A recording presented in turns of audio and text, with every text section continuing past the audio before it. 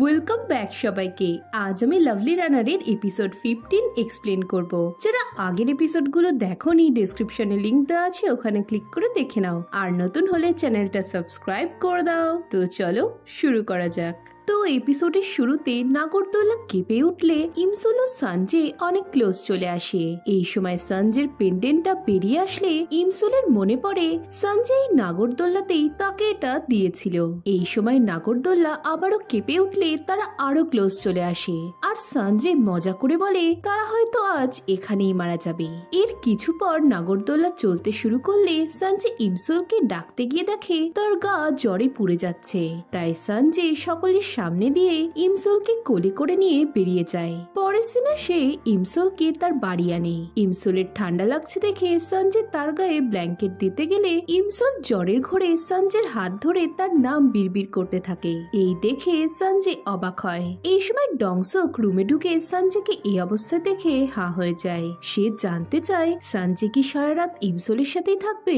এতে সঞ্জয় বলে ইমসুল অসুস্থ, তাই এই অবস্থায় তাকে বাড়ি পাঠানো উচিত না। তখনই বেকরা চলে আসে আর বাড়িতে মহিলা আছে শুনে তারা হাঁ হয়ে যায়। সঞ্জয় তাদের দেখে অপ্রস্তুত হয়ে গেলে ডংসক তাদের নিয়ে চলে যায়। পরদিন ইমসুল জেগে উঠে নিজেকে সঞ্জয়ের বাড়িতে দেখে ঘাবড়ে যায়। তাড়াহুড়োতে বেরোতে গেলে তার সঞ্জয়ের সাথে ধাক্কা লাগে। সঞ্জয় জানতে চায় সে কি ঠিক আছে। গত রাতে সে অসুস্থ হয়ে পড়েছিল। ইমসুল প্রশ্ন করে সে তার বাড়িতে কি করছে। এতে সঞ্জয় জানায় ইমসুল অসুস্থ হয়ে পড়লে সেই তাকে তার বাড়িতে এনে চিকিৎসা করিয়েছে।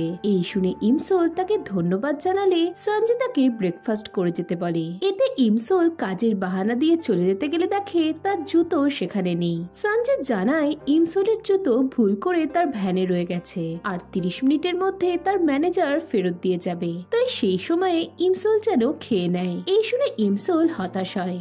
নেক্সট সিনে সঞ্জয় আগের মতনই ইমসুলের খাবার তার দিকে এগিয়ে দিলে তার আবারও ভিশন আসে। এরপর সঞ্জয় ইমসুলকে বলে সে ঘুমের মধ্যে অদ্ভুত আচরণ করে। এই শুনে ইমসুল অবাক হয়। সে কি করেছে সেটা জানতে চায়, কিন্তু সঞ্জয় বলে এটা শুনলে ইমসুল এম্বারেস ফিল করবে।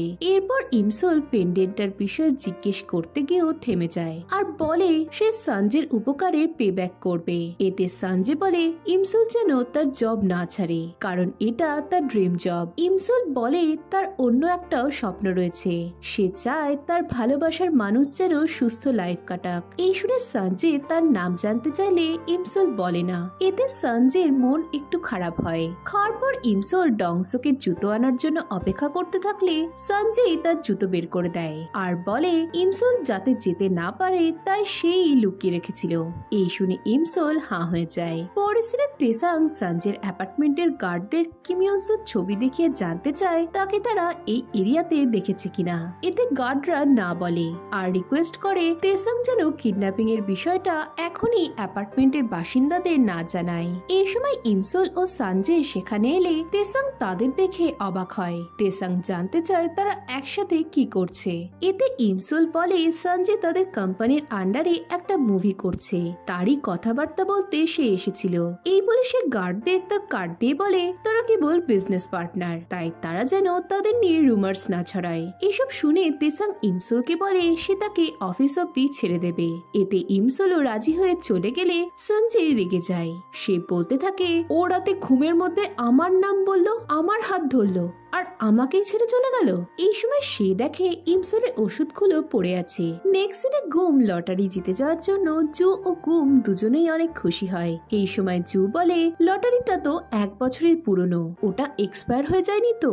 এই শুনে গুমের টনক নড়লে সে বলে তাদের টাকাটা কালেক্ট করতে হবে। অন্যদিকে ইমসুলের চাকরি দেওয়ার কথায় সিওলি অনেক কাঁদে। এতে ইমসুল তাকে সরি বলে আর জানায় যতদিন না তার রিপ্লেসমেন্ট পাওয়া যাচ্ছে ততদিন সে জব করবে।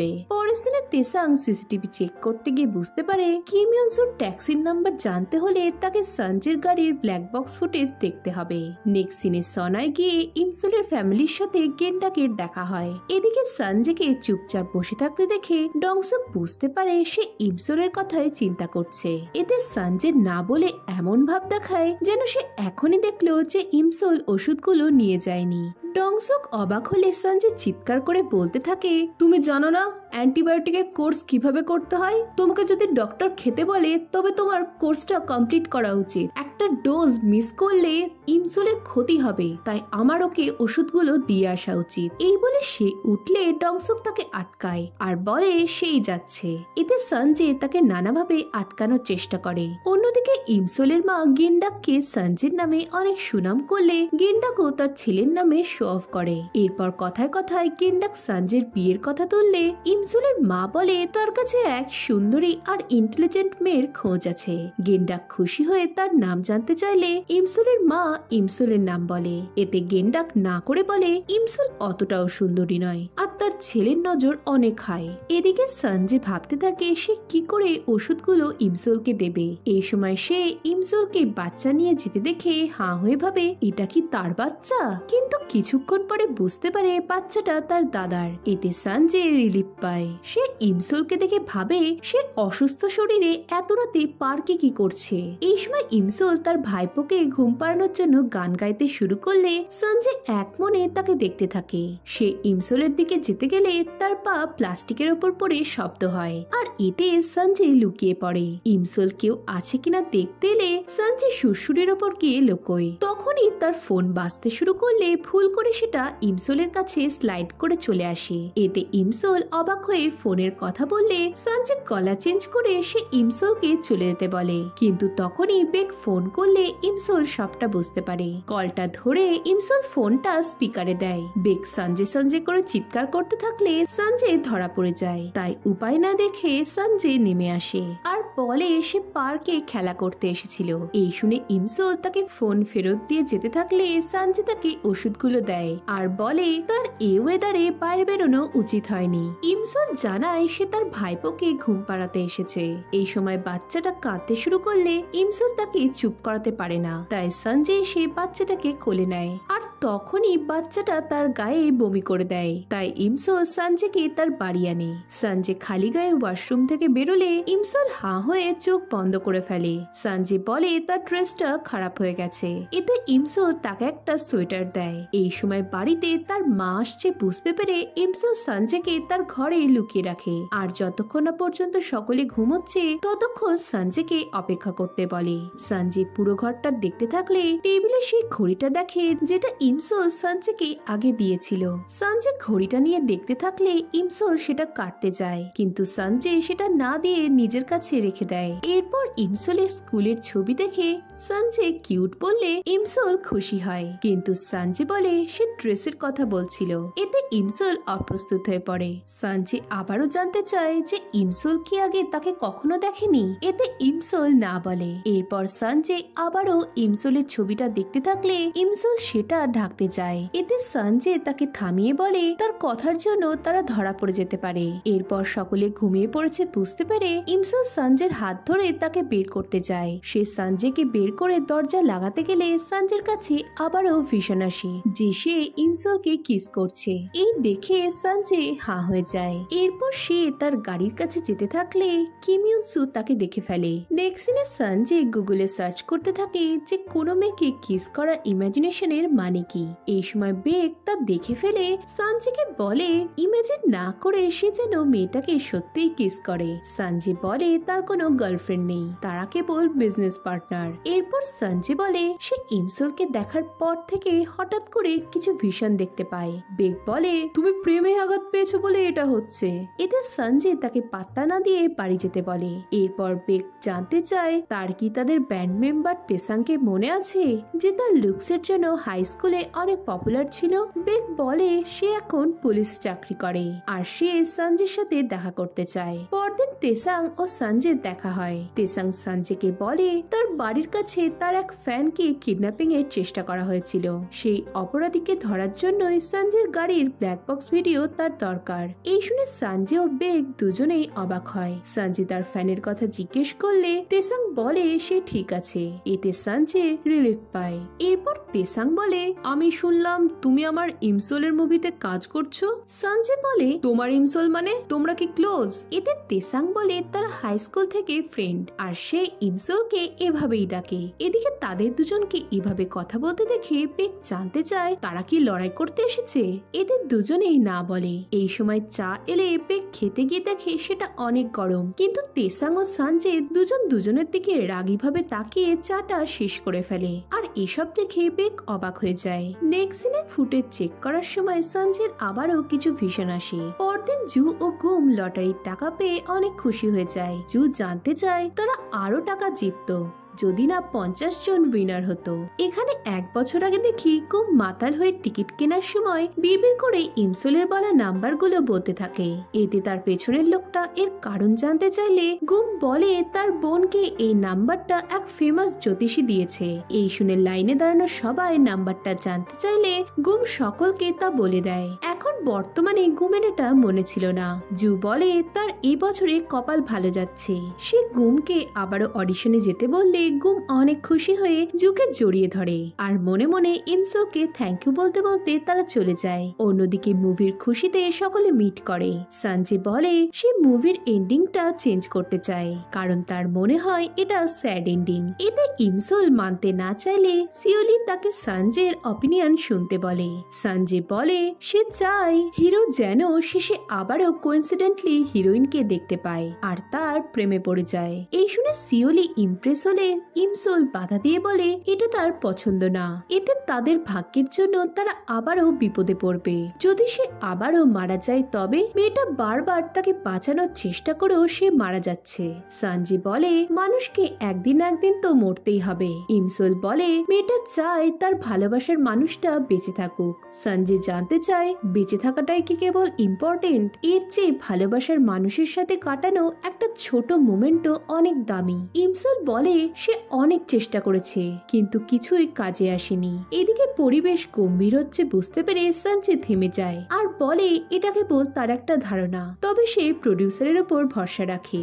নেক্সট সিনে সে ইমসোলের পাশে পাশে হাঁটতে থাকলে ইমসোল তাকে যেতে বলে জানায় সে স্ক্যান্ডেলে জড়াতে পারে। সঞ্জয় বলে তারা তো বিজনেস পার্টনার। সে ইমসোলকে বাড়ি ছেড়ে দেওয়ার কথা বললে ইমসোল জানতে চায় সে এসব কেন করছে। সঞ্জয় বলে সে হয়তো ইমসোলের থেকে আঘাত পেয়েছে। ইমসোল অবাক হলে সঞ্জয় বলে সারাদিন ইমসোলের কথায় তার মাথায় ঘুরে বেরোচ্ছে। এতে ইমসোল একটু ভয় পেয়ে সঞ্জয়কে তার পিছু করতে বারণ করে। সে বলে সে একজনকে অনেক ভালোবাসে তাই সে সঞ্জয়ের সাথে থাকতে পারবে না। এই শুনে সঞ্জয় অনেক কষ্ট পায়। ইমসোল তার সাথে রুট ব্যবহার করার জন্য ক্ষমা চাইলে সঞ্জয় বলে মনে হচ্ছে তুমি যেন আমাকে ফেয়ারওয়েল দিচ্ছ। ইমসোল বলে সঞ্জয় তুমি সুস্থ থেকো। এই বলে সে চলে গেলে সঞ্জয় তাকে দেখতে থাকে।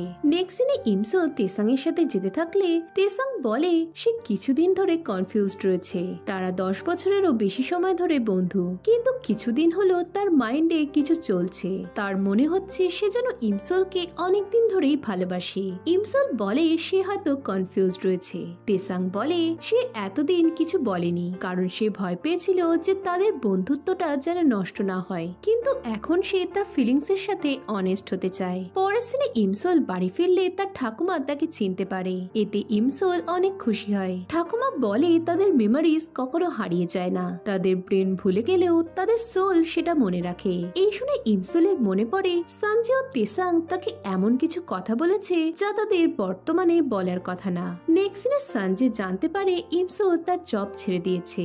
এতে সে কষ্ট পায়। তার গত রাতের ইমসোলের বলা কথাগুলো মনে পড়তে থাকে। পকেট থেকে ঘড়িটা বের করে সে ভাবে ইমসোলকে এটা কি করে ফেরত দেবে। এই সময় হঠাৎ করে তার মনে হয় সে যেন সোনাকি সংটা শুনতে পাচ্ছে। অন্যদিকে তেসাং ট্যাক্সি এজেন্সিতে কিম ইয়ন সুর খোঁজ করতে যায়। পরের সিনে ইমসোল একা বসে ড্রিঙ্কস করছিল। তখনই সিও লি তাকে সঞ্জয়ের গাওয়া সোনাকি সংটা পাঠায়। এই দেখে ইমসোল বুঝতে পারে না সঞ্জয় কি করে গাইলো। তখনই তার ঠাকুমার বলা কথা মনে পড়ে। যে স্মৃতি কখনো হারিয়ে যায় না। ব্রেন ভুলে গেলেও আমাদের সোল সবকিছু মনে রাখে। ইমসল গানটা শুনতে শুনতে অনেক খুশি হয়। এদিকে সঞ্জেও গানটা গাইতে থাকে। পরের সিনে তেসাংকে তার অ্যাসিস্ট্যান্ট জানায় যে কিম ইয়ন সু 2008 সালে একটা মার্ডার করে 6 বছর জেলে ছিল আর তাকে তেসাং এর বাবা ডিটেকটিভ কিমি অ্যারেস্ট করেছিল। এই শুনে তেসাং অবাক হয়। এই সময় কিম ইয়ন সু ট্যাক্সি নিয়ে সেখানে এলে তেসাং তাকে কথা বলার জন্য বাইরে বেরোতে বলে। এদিকে তারা যে পুলিশ এটা বুঝতে পেরে কিম ইয়ন সু গাড়ি ঘুরিয়ে পালায় আর তেসাংরাও তার পিছু নেয়। এদিকে সঞ্জয় রাস্তায় দাঁড়িয়ে ইমসলের ঘড়িটা অন করে আর তখনই তার আবারও নানা ভিশন আসতে শুরু করে। এদিকে ইমসল দেখে স্নোফল শুরু হয়েছে। সে তার হলুদ ছাতা বের করে। অন্যদিকে সঞ্জয়ের মাথা যন্ত্রণা শুরু হয় আর ধীরে ধীরে তার সমস্ত মেমোরিগুলো ফিরতে থাকে। রাস্তার উল্টো দিকে এক স্টুডেন্টকে হলুদ ছাতা নিয়ে দেখে সঞ্জয় তাকে ইমসল বলে কল্পনা করে আর সাথে সাথে তার সব স্মৃতি মনে পড়ে সে ইমসলের নাম নিতে নিতে রাস্তা পার হতে যায়। এদিকে ইমসলের মনে হয় সঞ্জয় যেন তাকে ডাকছে। অন্যদিকে মাঝ রাস্তায় এসে সঞ্জয়ের আবারও মাথা যন্ত্রণা শুরু হয়। এদিকে কিম ইয়ন সু তার দিকে ধেয়ে আসছিল। এদিকে তেসাং পরিস্থিতি খারাপ হচ্ছে আঁচ করে সঞ্জয়কে বাঁচানোর জন্য কিম ইয়ন সুর গাড়িতে ধাক্কা মেরে তাকে থামায়। এদিকে সঞ্জয় মাটিতে পড়ে তার ইমসলে সমস্ত স্মৃতি মনে পড়ে যায়। সে ভাবতে থাকে যদি ভাগ্য বলে সত্যি কিছু হয় তবে সেটা কেউ কখনোই বদলাতে পারে না। আমার ভাগ্যে লেখাই আছে আমি অতীত বর্তমান বা ভবিষ্যৎ যখনই তোমায় দেখি না কেন আমি তোমাকেই ভালোবাসবো। এই ভাবতে ভাবতে সঞ্জয় চোখ বন্ধ করে আর এর সাথে এপিসোড 15 শেষ হয়ে যায়। এখন আর একটা এপিসোডই বাকি রয়েছে। তো ফাইনালি ইমসল ও সঞ্জয়ের কি হবে জানতে হলে ভিডিওটাতে লাইক ও কমেন্ট করো আর নতুন হলে চ্যানেলটা সাবস্ক্রাইব করে দাও। তো দেখা হচ্ছে ফাইনাল এপিসোডে। বাই।